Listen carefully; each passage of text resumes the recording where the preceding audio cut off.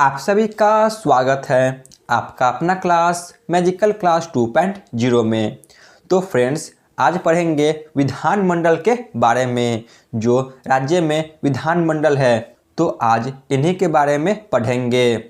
तो इससे पहले भारतीय संविधान यानी कि इंडियन पॉलिटी से 18 टॉपिक कंप्लीट कराया जा चुका है। यदि आपने इन सभी के बारे में नहीं पढ़ा तो जाके प्लेलिस्ट में पढ़ सकते हैं। आज पढ़ेंगे राज्य विधानमंडल।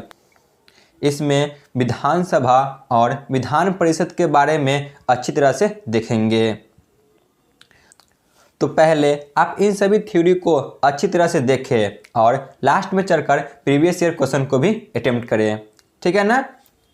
तो चाहे आप किसी भी एग्जाम की तैयारी कर रहे हैं, आपको यहाँ से बहुत सारे प्रश्न देखने को मिल जाएंगे। तो चलिए क्लास की शुरुआत करते हैं। राज्य विधानमंडल।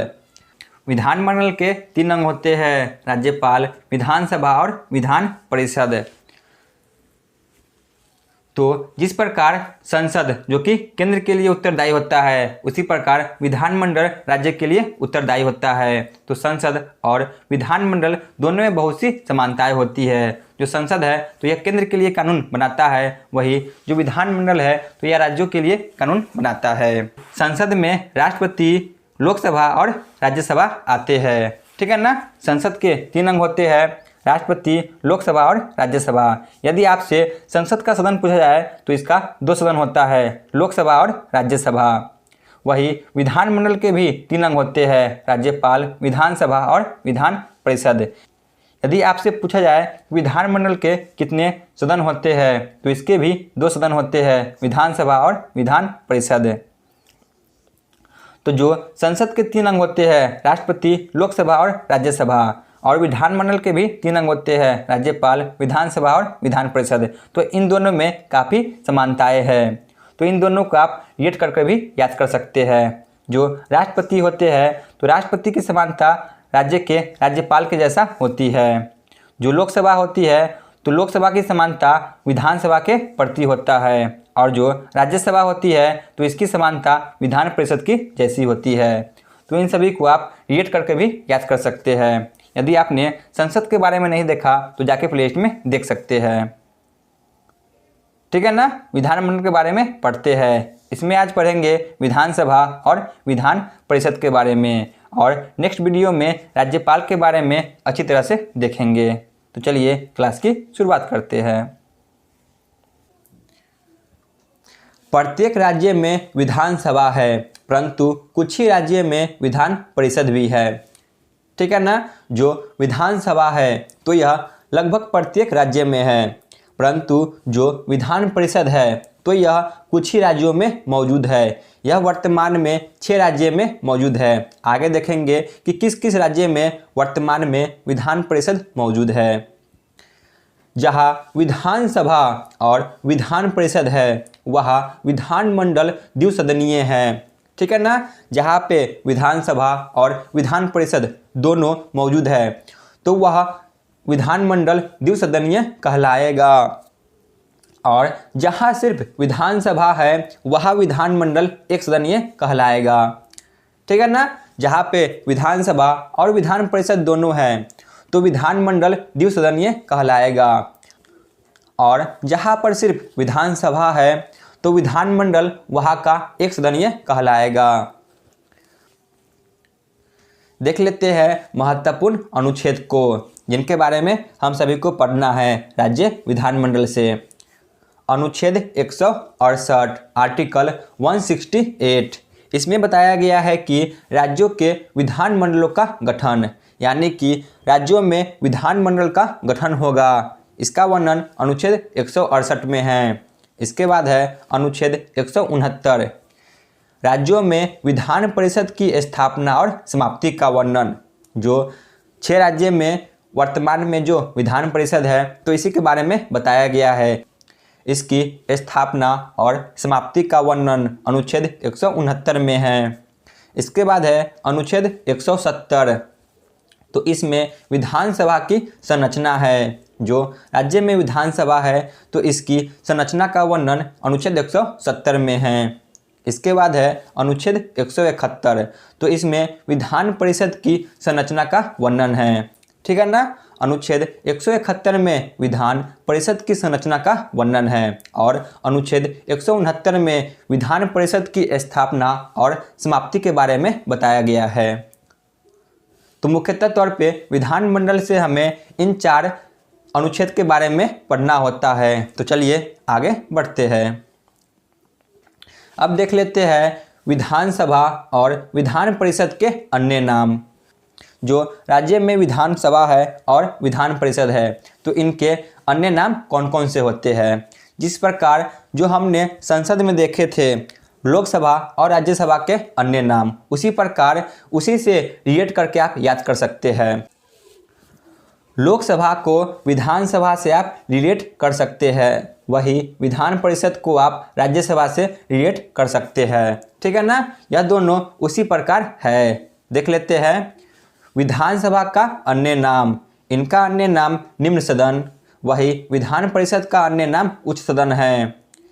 विधानसभा को लेजिस्लेटिव असेंबली के नाम से भी जाना जाता है, वही विधान परिषद को लेजिस्लेटिव काउंसिल के नाम से जाना जाता है। विधानसभा को जनता का सदन कहा जाता है क्योंकि इसमें जनता के द्वारा निर्वाचित सदस्य आते हैं, वही विधान परिषद को चर्चित लोगों का सदन कहा जाता है। विधानसभा को प्रथम सदन कहा जाता है, वही विधान परिषद को द्वितीय सदन कहा जाता है। विधानसभा को अस्थायी सदन कहा जाता है। जो विधानसभा है तो इसे कार्यकाल से पहले भी भंग किया जा सकता है, परंतु जो विधान परिषद है तो इसे स्थायी सदन कहा जाता है, इसे कभी भी भंग नहीं किया जा सकता है।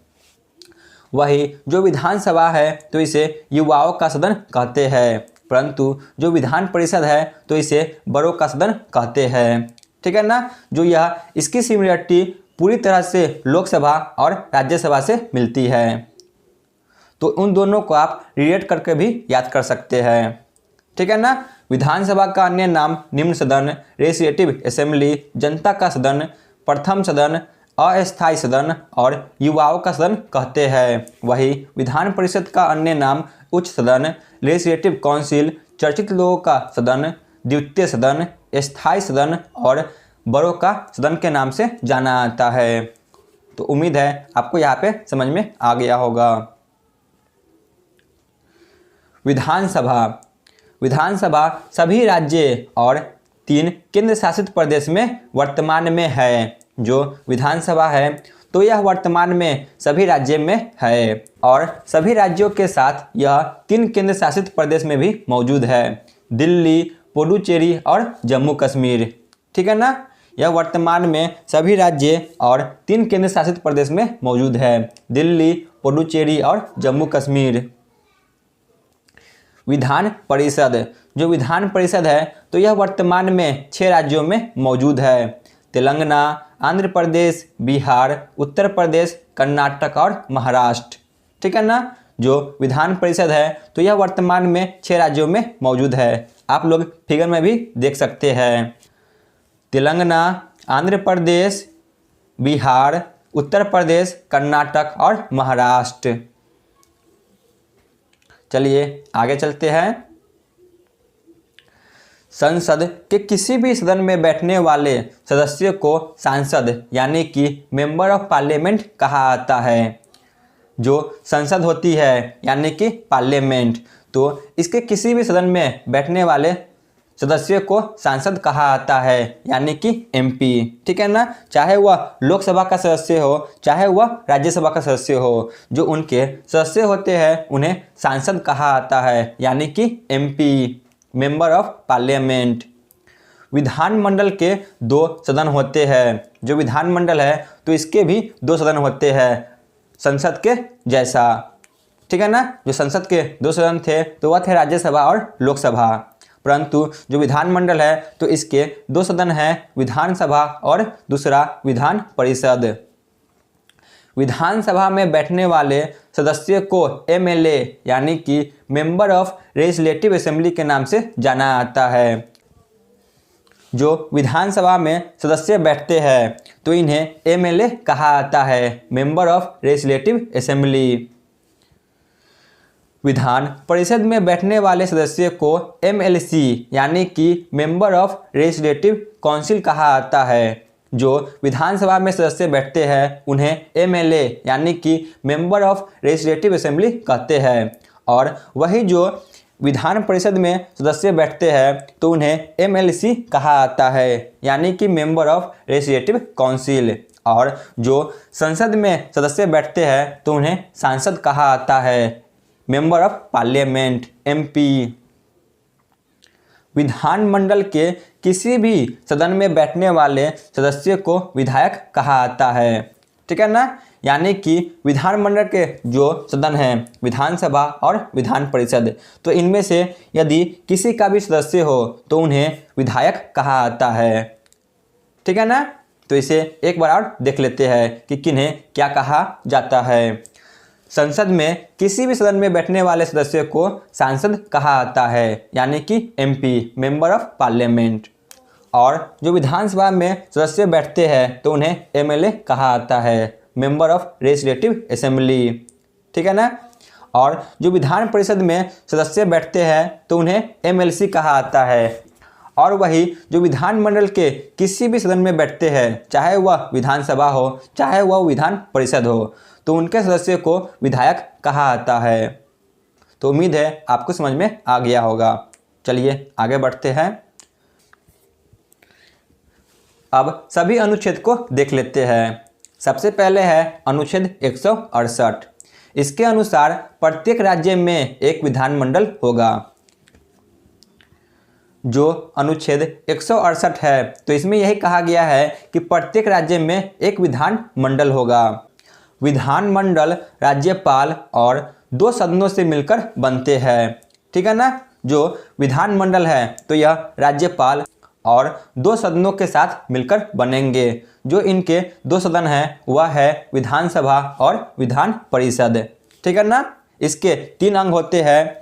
इसके 3 अंग राज्यपाल, विधानसभा और विधान परिषद होते हैं, परंतु इनके 2 ही सदन होते हैं, एक विधानसभा और दूसरा विधान परिषद, ठीक है ना। केंद्र में भी इसी प्रकार था। संसद के 3 अंग होते थे, राष्ट्रपति, राज्यसभा और लोकसभा। इसी प्रकार जो विधानमंडल है तो इसके भी 3 अंग है, राज्यपाल और विधानसभा और विधान परिषद। जहां किसी राज्य के विधानमंडल के 2 सदन हैं तो एक का नाम विधान परिषद और दूसरा का नाम विधानसभा होगा, और जहां केवल एक सदन है वहां उसका नाम विधानसभा होगा। जो अनुच्छेद 168 है तो इसमें यही कहा गया है कि प्रत्येक राज्य में एक विधानमंडल होगा, और जो विधानमंडल है तो इसके 2 सदन होते हैं, एक का नाम विधान परिषद और दूसरा का नाम विधानसभा होता है। और जिस राज्य में केवल एक सदन है तो उसका नाम विधानसभा होगा, ठीक है ना। जिस राज्य में भी सिर्फ एक सदन है तो उसका नाम विधानसभा होगा। यदि उस राज्य में दूसरा सदन है तो उसका नाम विधान परिषद होगा, ठीक है ना। आगे बढ़ते हैं।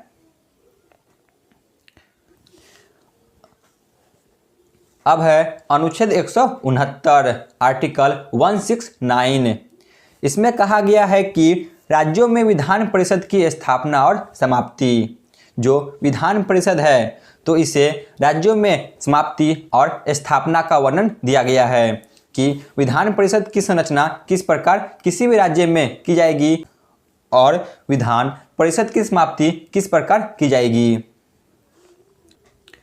विधान परिषद की स्थापना और समाप्ति के लिए यदि किसी भी राज्य की विधानसभा अपने कुल सदस्यों के पूर्ण बहुमत तथा उपस्थित मतदान करने वाले सदस्यों के 2/3 बहुमत से प्रस्ताव पारित कर दे, ठीक है ना। इसमें यही बताया गया है कि जो विधानसभा है तो यह लगभग प्रत्येक राज्य में मौजूद है। तो विधानसभा में कुल सदस्यों के पूर्ण बहुमत तथा उपस्थित मतदान करने वाले सदस्यों के 2/3 बहुमत, यानी कि जो विधानसभा में मौजूद जो सदस्य है इसके 2/3 बहुमत से जो प्रस्ताव है यह पारित हो जाए।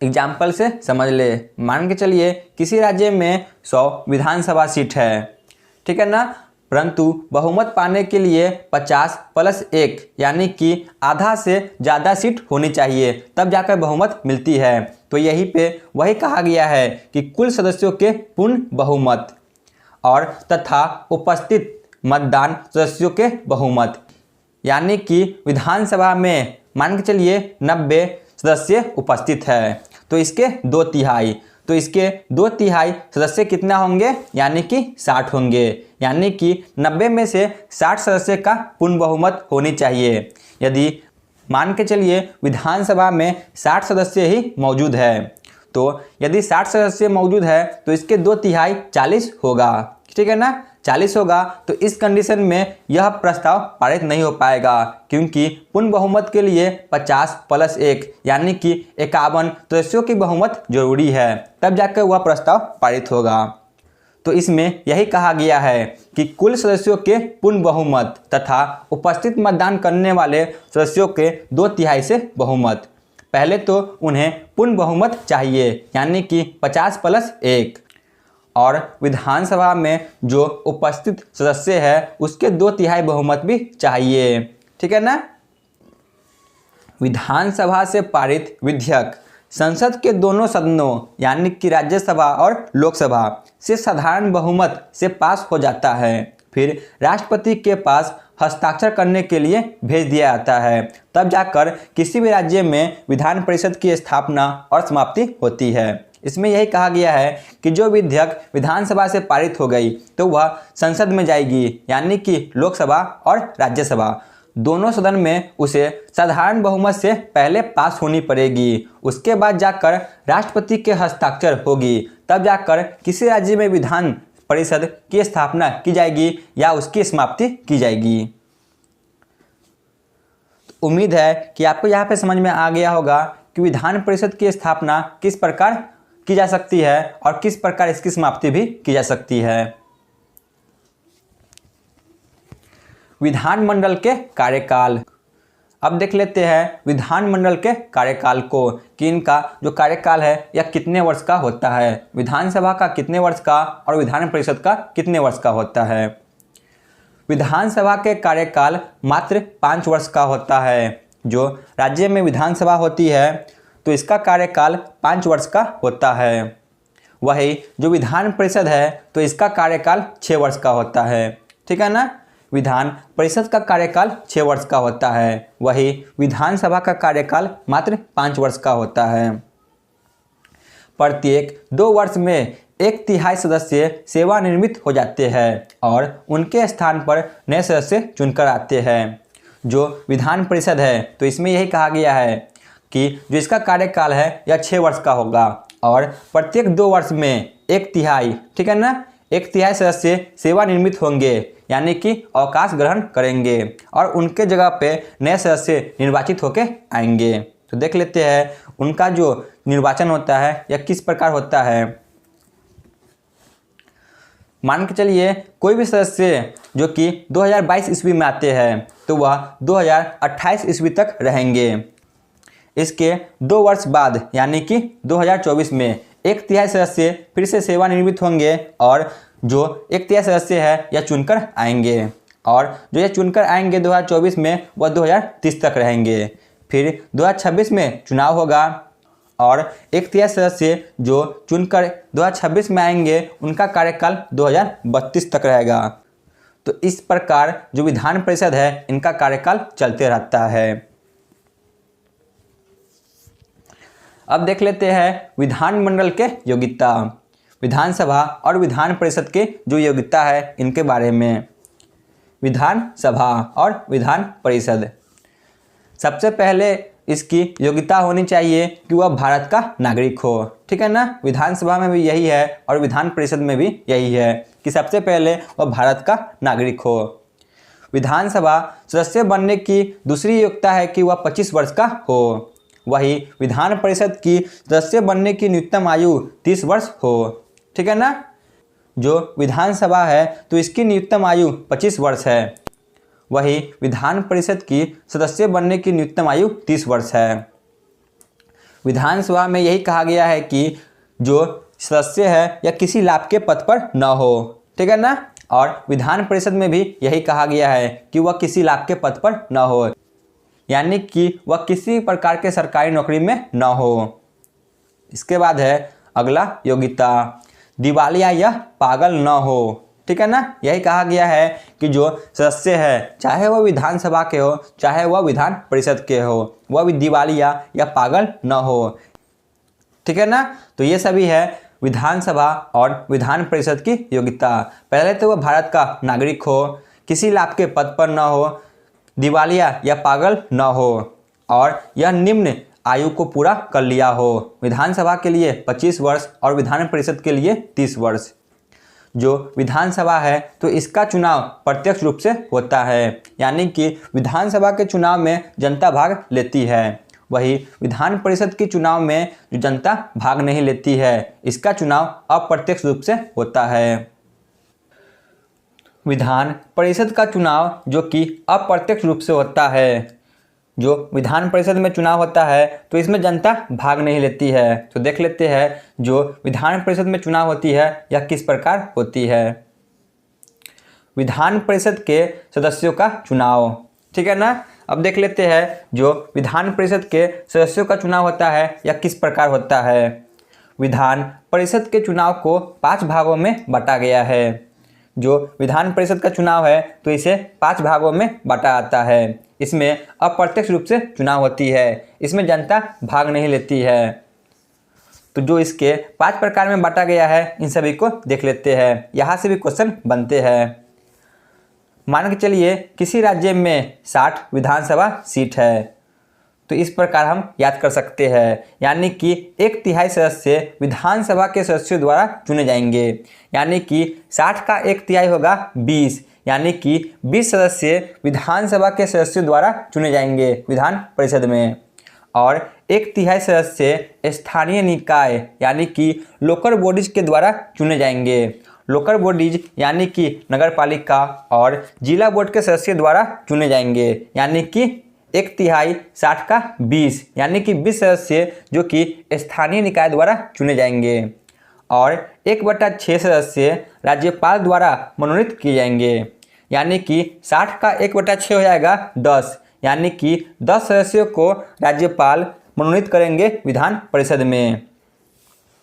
1/12 यानी कि 5 सदस्यों को चुनाव उन स्थानकों द्वारा निर्वाचित होते होंगे जिन्होंने कम से कम 3 वर्ष पूर्व स्नातक की डिग्री प्राप्त कर ली हो, यानी कि 1/12 सदस्यों को वहाँ से चुने जाएंगे जो कि कम से कम 3 वर्ष पहले डिग्री स्नातक का धारण कर ली हो, यानी कि स्टूडेंट के द्वारा चुने जाएंगे।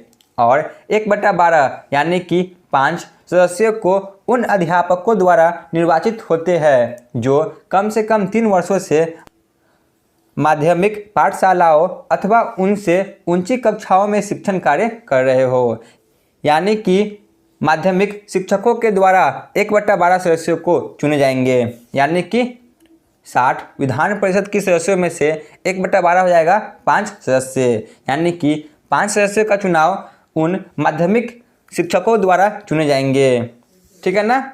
तो इस प्रकार 20 + 20 40 + 10 और 5 × 5 10, यानी कि 60 सदस्यों को इस प्रकार चुने जाएंगे 5 भागों में। यह हमने देखा यदि मान के चलिए किसी राज्य में 60 विधानसभा सीट है तो इस प्रकार बांटी जाएगी। मान के चलिए 100 विधानसभा सीट होगी तो इसी प्रकार बांटी जाएगी। 1/3 सदस्य विधानसभा के सदस्यों द्वारा चुने जाएंगे और 1/3 सदस्य ही स्थानीय निकाय यानी कि लोकल बॉडी द्वारा चुने जाएंगे और 1/6 सदस्य राज्यपाल द्वारा मनोनीत किए जाएंगे। 1/12 सदस्य उन स्नातकों द्वारा निर्वाचित होते हैं जिन्होंने कम से कम 3 वर्ष पूर्व स्नातक की डिग्री प्राप्त कर ली हो और 1/12 सदस्य ही उन अध्यापकों द्वारा निर्वाचित होते हैं जो कम से कम 3 वर्षों से माध्यमिक पाठशालाओं अथवा उनसे ऊंची कक्षाओं में शिक्षण कार्य कर रहे हो। तो उम्मीद है आपको यहाँ पे ये सभी समझ में आ गए होंगे, ठीक है ना।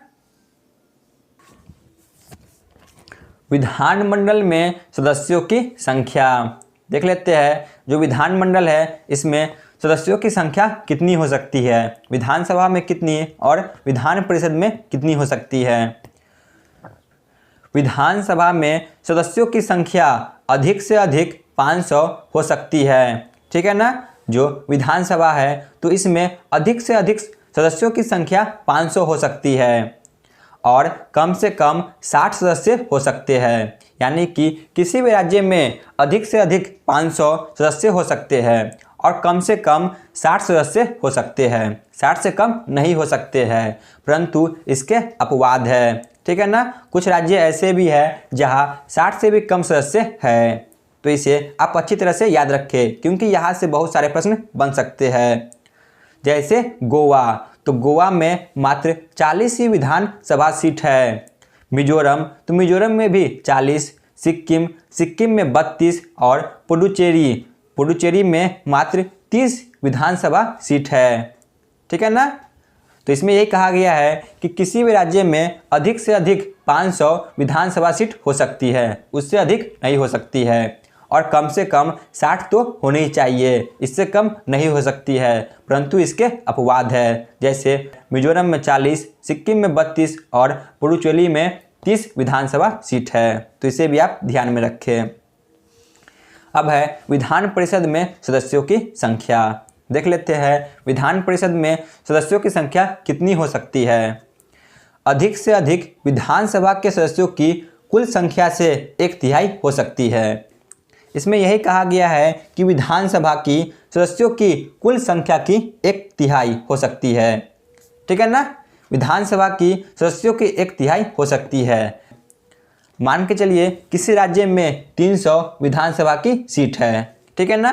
300 का 1/3 कितना होगा, तो 300 का 1/3 100 होगा, ठीक है ना। तो अधिक से अधिक वहाँ पे 100 विधान परिषद की सीट हो सकती है। समझ में आ गया। मान के चलिए किसी राज्य में 300 विधानसभा सीट है तो इसकी 1/3 सदस्य अधिक से अधिक हो सकती है, तो 300 का 1/3 होगा 100, तो विधान परिषद में अधिक से अधिक 100 सदस्य ही हो सकते हैं और कम से कम 40 हो सकती है। विधान परिषद में अधिक से अधिक विधानसभा की 1/3 हो सकती है और कम से कम 40 सदस्य हो सकते हैं, ठीक है ना। 40 से कम नहीं हो सकती है विधान परिषद में सदस्यों की संख्या। उम्मीद है आपको यह समझ में आ गया होगा। अब देख लेते हैं विधान मंडल के संचालक को। जो विधान मंडल है इनके संचालक कौन कौन होते हैं, किनके द्वारा इन सभी का संचालन किया जाता है। विधानसभा में अध्यक्ष और उपाध्यक्ष होते हैं और विधान परिषद में इसके संचालक सभापति और उपसभापति होते हैं, ठीक है ना।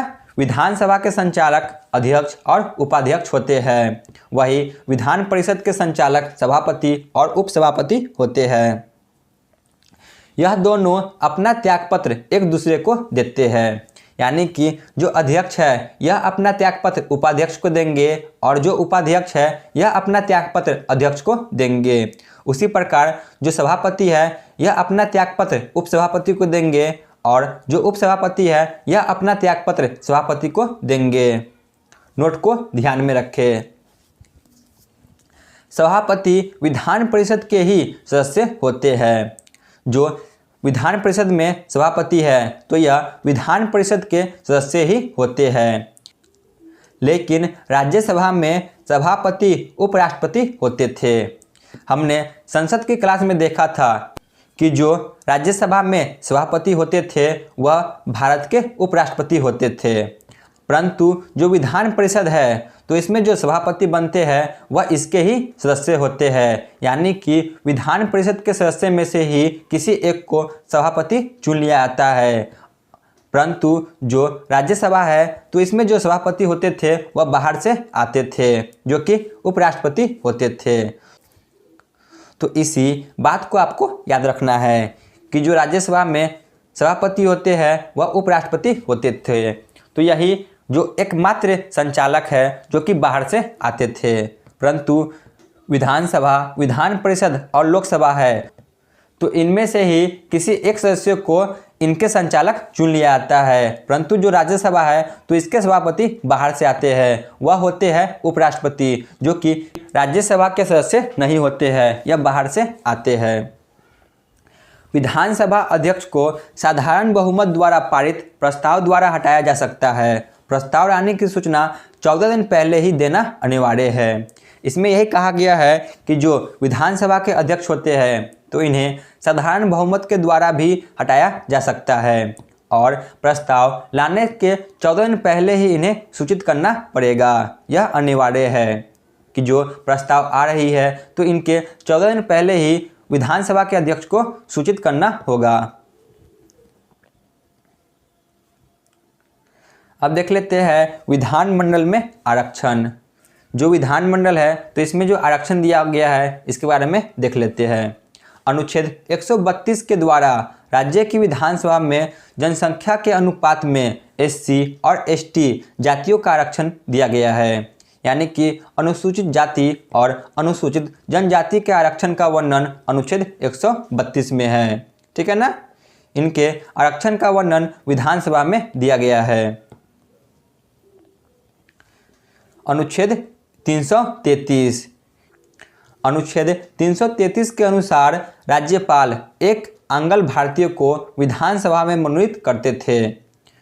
जो अनुच्छेद 133 है तो इसके द्वारा जो राज्यपाल होते हैं प्रत्येक राज्य के, तो यह राज्यपाल एक आंग्ल भारतीय को विधानसभा में मनोनीत करते थे, परंतु इसे 104वां संविधान संशोधन द्वारा आंग्ल भारतीय समुदाय के आरक्षण को समाप्त कर दिया गया है। ठीक है ना। जो राज्यपाल एक आंग्ल भारतीय को विधानसभा में मनोनीत करते थे तो इस चीज़ को अब समाप्त कर दिया गया है। ठीक है ना। जो कि 104वां संविधान संशोधन द्वारा आंग्ल भारतीय समुदाय को आरक्षण को समाप्त किया गया है। अब देख लेते हैं विधानसभा के कार्य और शक्तियों को। जो विधानसभा है इनके कौन कौन से कार्य हैं और कौन कौन सी शक्ति है। इसे राज्य सूची और समवर्ती सूची पर कानून बनाने का अधिकार है। जो विधानसभा है तो इसे राज्य सूची और समवर्ती सूची है तो इसमें राज्य सरकार और केंद्र सरकार दोनों ही कानून बना सकते हैं। तो विधानसभा के अध्यक्ष को राज्य सूची और समवर्ती सूची पर कानून बनाने का अधिकार है। इसके बाद है धन विधेयक को सबसे पहले विधानसभा में ही प्रस्तुत किया जाता है। जब धन विधेयक विधानसभा में पारित हो जाता है तो इसे विधान परिषद के पास भेज दिया जाता है और विधान परिषद को 14 दिनों के भीतर विधेयक को विधानसभा के पास लौटाना पड़ता है। इसमें यही कहा गया है कि जो धन विधेयक होती है तो धन विधेयक को सबसे पहले विधानसभा में प्रस्तुत किया जाएगा। ठीक है ना। धन विधेयक के मामले को सबसे पहले विधानसभा में प्रस्तुत किया जाएगा। जब धन विधेयक विधानसभा से पारित हो जाए तो इसे विधान परिषद के पास भेज दिया जाएगा। ठीक है ना। सबसे पहले इसे विधानसभा में पारित किया जाएगा और यहाँ से जब यह पास हो जाए तो इसे विधान परिषद के पास भेज दिया जाएगा और विधान परिषद को यह धन विधेयक 14 दिनों के भीतर ही फिर से विधानसभा के पास इसे लौटाना पड़ेगा। ठीक है ना। यदि 14 दिन के भीतर यह विधानसभा को पुनः नहीं लौटाता है तो यह विधेयक पास माना जाएगा। प्रत्येक वर्ष राज्य का वार्षिक बजट भी विधानसभा ही प्रस्तुत करते हैं। जो विधानसभा है तो जो वार्षिक बजट होती है राज्य का, यह भी विधानसभा में ही प्रस्तुत की जाती है। विधानसभा की अनुमति के बिना राज्य में कोई टैक्स नहीं लग सकता। जो विधानसभा है तो इसकी अनुमति के बिना राज्य में किसी प्रकार का टैक्स नहीं लगाया जा सकता है। ठीक है ना। जो टैक्स लगती है तो यह विधानसभा के अध्यक्ष के द्वारा ही लगाया जाता है। मंत्रिपरिषद सामूहिक रूप से विधानसभा के प्रति उत्तरदायी होगा।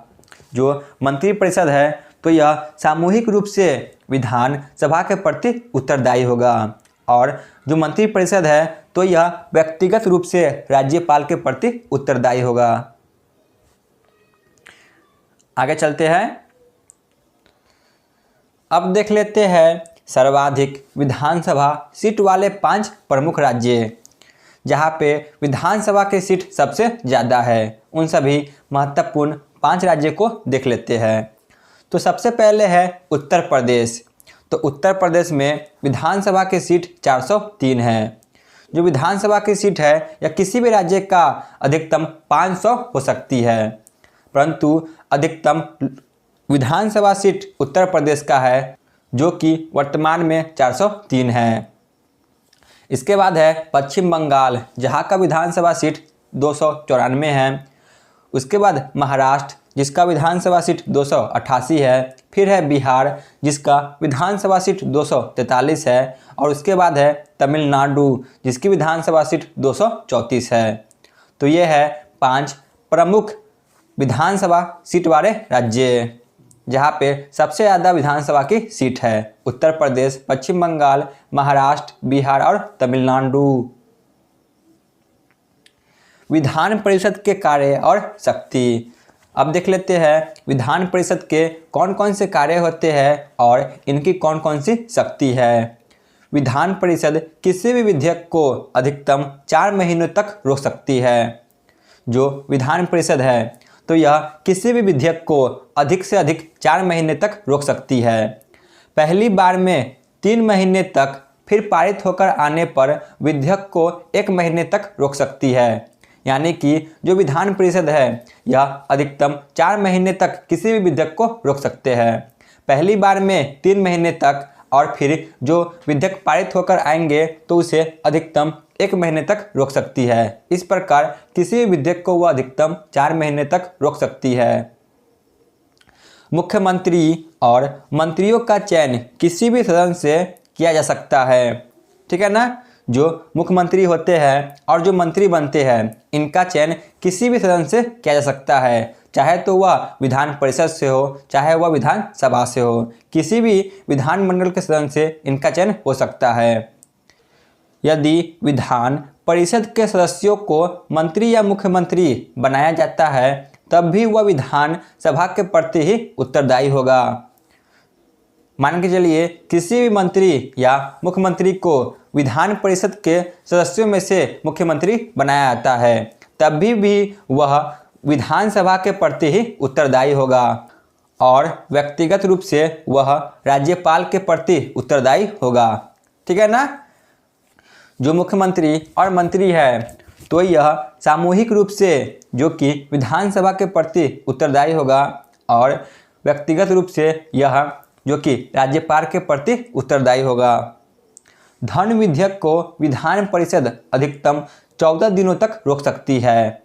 जो धन विधेयक के मामले होते हैं तो विधान परिषद इसे अधिकतम 14 दिनों तक रोक सकती है, उससे अधिक नहीं रोक सकती। यदि 14 दिन के अंदर इस विधेयक को वह पारित नहीं करते हैं तो इस कंडीशन में यह विधेयक पारित मानी जाती है।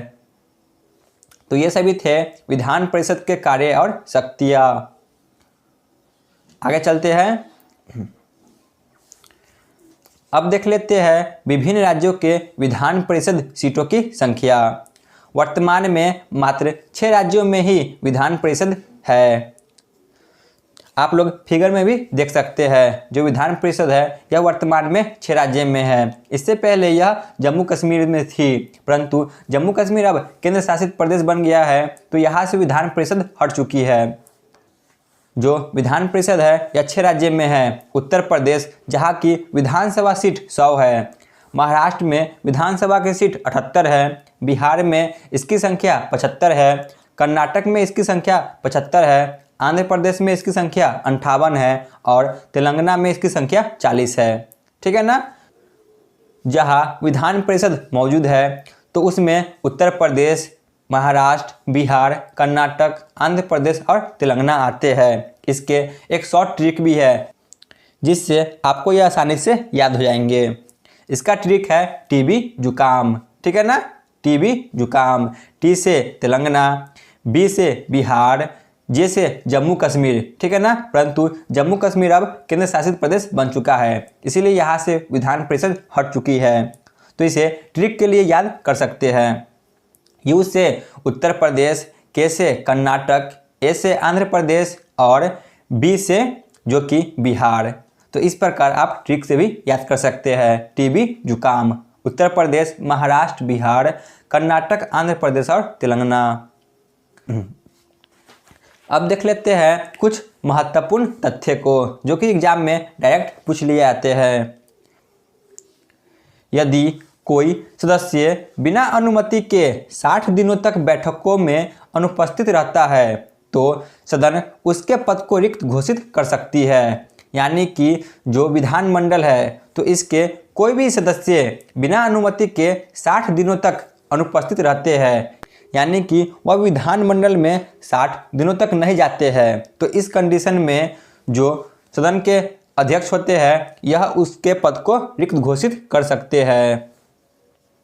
देश में आपातकाल की स्थिति में संसद द्वारा किसी विधानसभा का कार्यकाल एक बार में अधिकतम 1 वर्ष के लिए और कितनी भी बार बढ़ाई जा सकती है। यानी कि यदि देश में आपातकाल की स्थिति उत्पन्न होती है तो उस कंडीशन में विधानसभा का कार्यकाल जो कि 5 वर्ष का होता है तो इसका कार्यकाल अधिकतम एक बार में 1 वर्ष बढ़ाई जा सकती है, यानी कि 6 वर्ष हो जाएगी। और इसी प्रकार हर वर्ष एक बार बढ़ाई जा सकती है।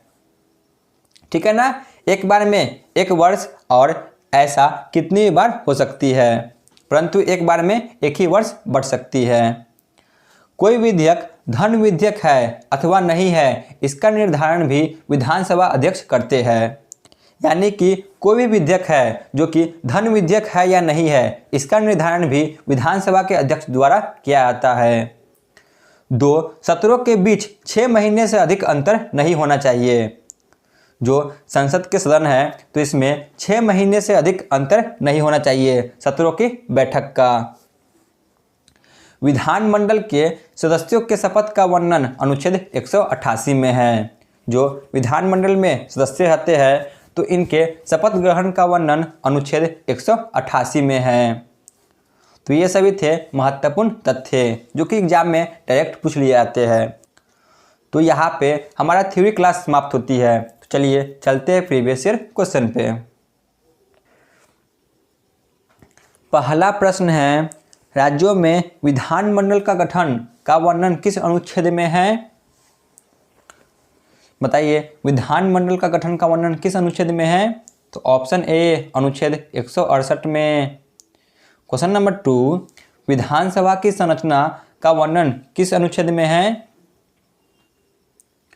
विधानसभा की संरचना का वर्णन ऑप्शन सी अनुच्छेद 170 में है। क्वेश्चन नंबर 3, विधानमंडल के किस सदन को लेजिस्लेटिव काउंसिल कहा जाता है? तो ऑप्शन बी विधान परिषद को।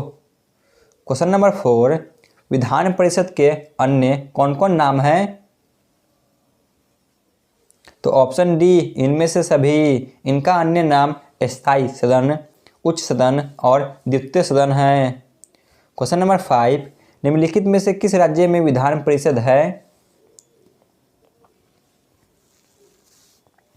तो ऑप्शन डी इनमें से सभी राज्यों में विधान परिषद है।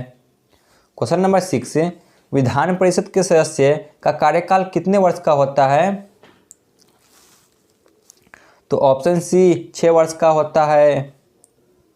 क्वेश्चन नंबर 7, विधान परिषद में कितने सदस्यों को विधानसभा सदस्य द्वारा चुना जाएगा? तो ऑप्शन ए 1/3 सदस्य को जो कि विधानसभा के सदस्यों द्वारा विधान परिषद में चुना जाता है। क्वेश्चन नंबर 8, विधानसभा में अधिकतम सदस्यों की संख्या कितनी हो सकती है? तो ऑप्शन सी 500।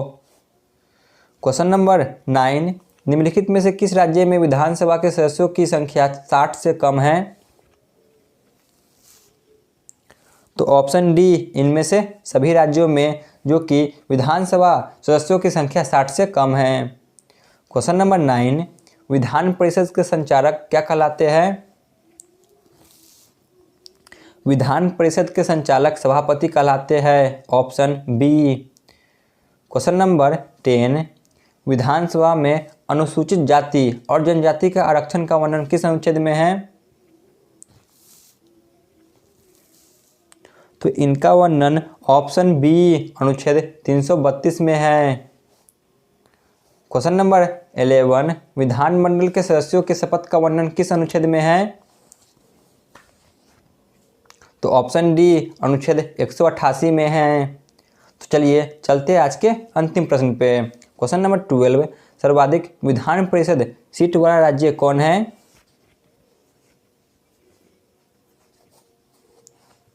तो वह है ऑप्शन ए उत्तर प्रदेश।